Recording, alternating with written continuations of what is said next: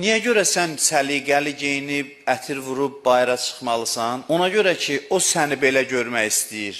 O səni belə müşahidə eləmək istəyir. İndiyə qədər ömrünüzdə olubmu ki, onun üçün bəzənəsiz, geyinəsiz ki, o belə istəyir, o belə görmək istəyir.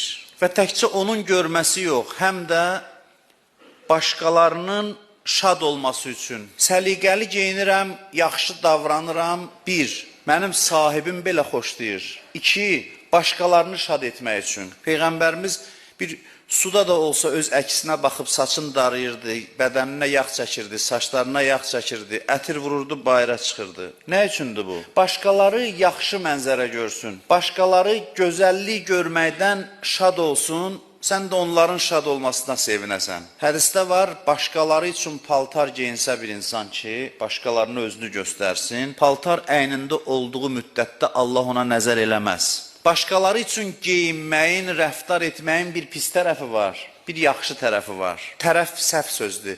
Başqaları üçün rəftar etməyin, geyinməyin, davranmağın bir yaxşı forması var, müsbət, bir mənfi forması var. Mənfisi nədir? Mənfisi budur ki, mən elə geyinim ki, məndən danışsınlar, mənə baxsınlar, mövzu mənəm, bu mənfi. İkinci müsbət forması nədir? İnsanların zövq alması üçün. İnsanlar mənim bədənimdən gələn pis qoxudan əziyyət çəkməsin, narahat olmasın. Başqalarının sevinci üçün, mən yoxdur ortada, özümə diqqət çəkmək üçün yox. Başqalarını gözəlliklə şad etmək üçün. Bəndəliyin həqiqəti budur. Əbd başqaları üçün yaşayır, başqalarının şad olması üçün yaşayır. Mənə diqqət etsin deyə yox, rahat olsun deyə, ona xoş olsun deyə, insanlara xoş olsun deyə. Niyə bu belə hala gəlib çatıb?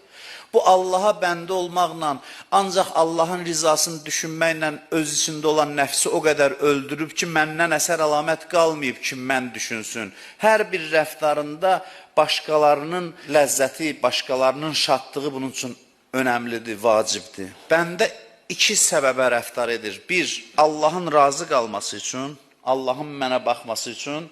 2. Cəmaatın şad olması üçün.